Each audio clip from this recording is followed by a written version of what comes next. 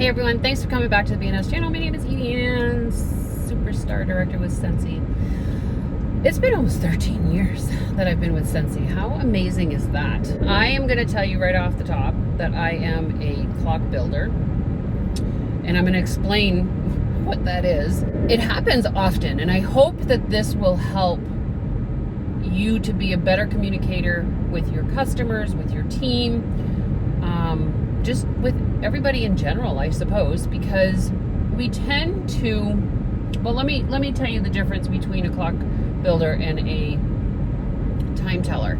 So somebody asks you what time it is, instead of just saying what the time is, you will literally go into how the clock was built to get to the time. And although there's nothing wrong with that, you are probably a really good storyteller.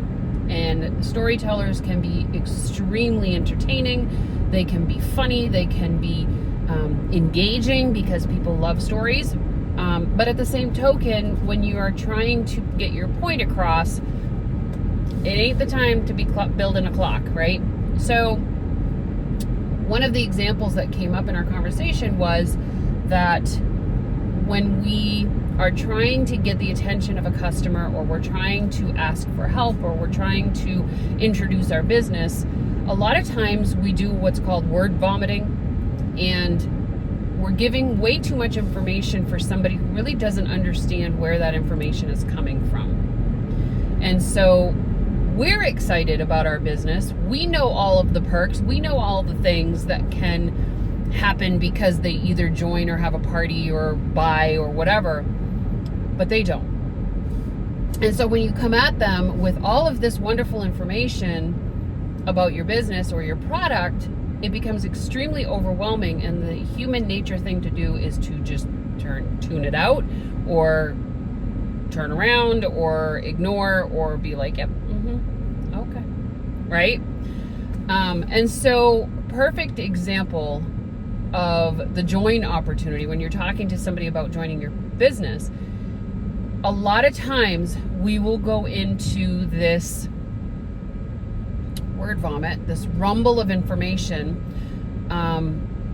something like, you really should join because you can make some money, you can travel the world, you can make some friends, you can create a career for yourself, you can become more independent, you could potentially help your kids in sporting activities, you can help the community by doing fundraisers, and you vomit information that may not even connect with them in any way, shape, or form. And so the shut off mode comes on and you've lost them.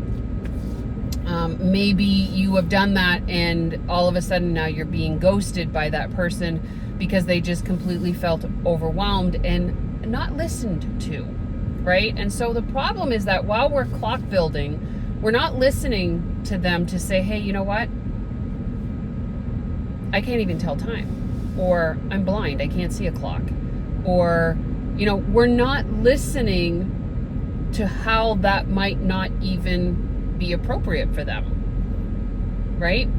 And so it's super important to become a time teller when you are introducing yourself, or introducing the opportunity or a product or whatever, and ask questions in an open-ended format so that there's a response and a conversation begins.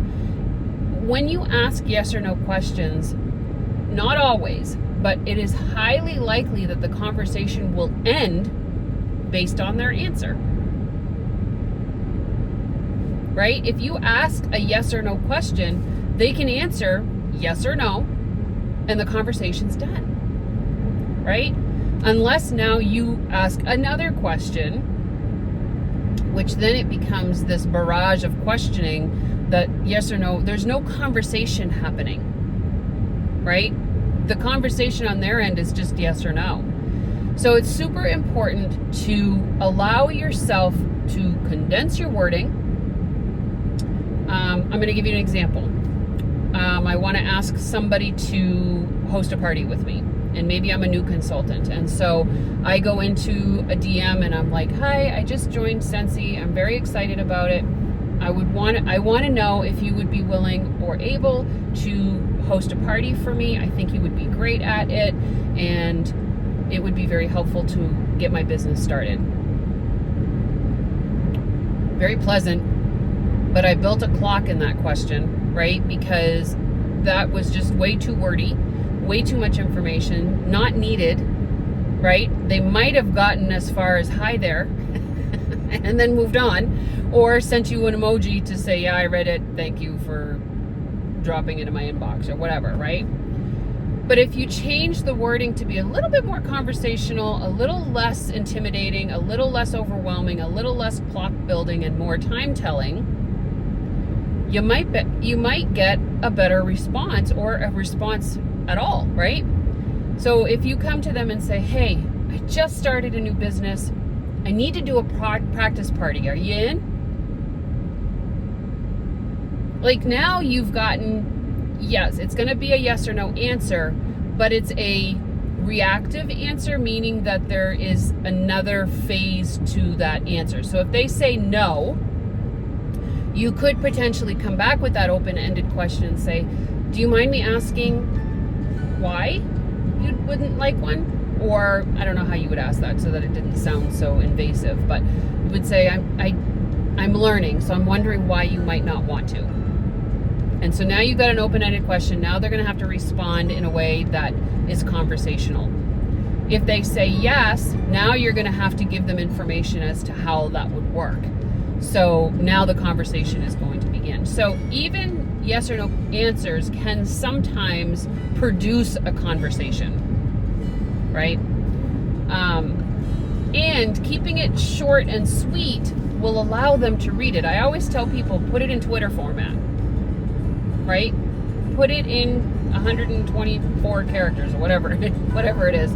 I struggle with Twitter. I never did well with Twitter because I'm so long-winded. Look, my videos are always long-winded because that's just how I am. And so teacher mode comes out and I'm in explanation mode, and so I tend to word vomit. So I get it. I know.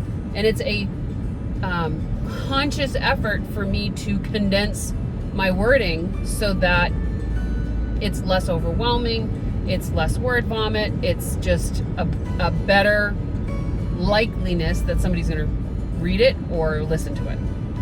Okay, so all right, everyone, I hope you have an amazing day. Thank you for listening, and I'll see you on the next video.